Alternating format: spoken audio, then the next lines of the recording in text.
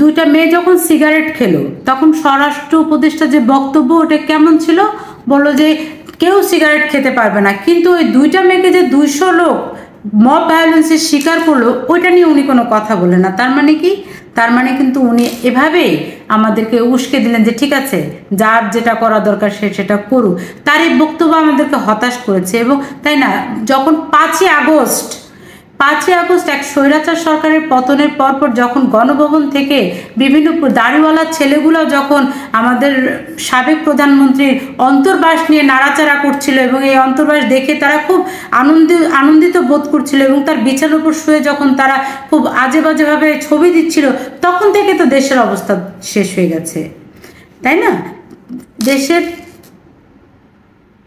উপযুক্ত কোনো পরিবেশের নেই এবং দেশে আইনের কোনো সঠিক প্রয়োগ নেই। আইনের যদি সঠিক প্রয়োগ থাকতো তাহলে একটার পর একটা এতগুলো ঘটনা ঘটতে পারতো না। আইনের সঠিক প্রয়োগ নেই, এজন্য মব ভায়োলেন্স হচ্ছে।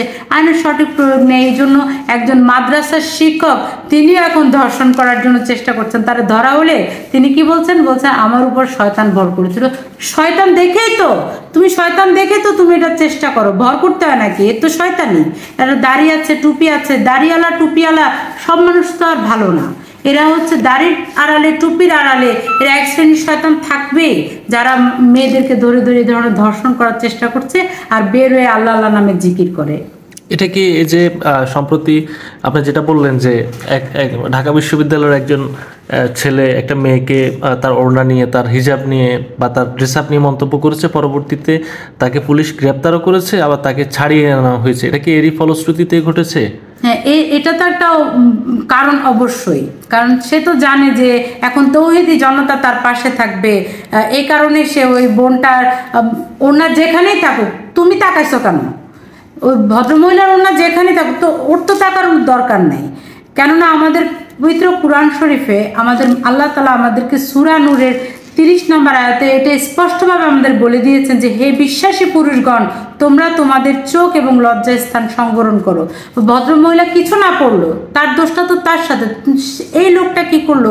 তার ওড়না ধরে টানাটানি করে বা ওড়না নামাতে বলে তার উপর আবার এরপরে সে কি করলো? চটকদার বক্তব্য দিচ্ছে যে তিনি তো বলেন নাই এটা কতটুকু ছোট, এটা কতটুকু বড়। তাহলে আপনি বুঝেন যে সে যে আকার নিয়ে কথা বলছে, তার মানে তার মনের ভিতরে তখন কি খেলছিল? সে তো বিশ্বাসী পুরুষগণ না, আরেক শ্রেণীর পুরুষ। তাকে নিয়ে ফুলের মালা, হাতে কোরআন শরীফ, মাথায় পাগড়ি, ধর্মটাকে কিভাবে অবমাননা করা যায় সেই প্রক্রিয়াতে এরা সবাই মিলে হাঁটছে। মহিলাদেরকে ঘরের ভিতরে বন্দি করে রাখলেই কি ইসলাম উদ্ধার হয়ে যাবে?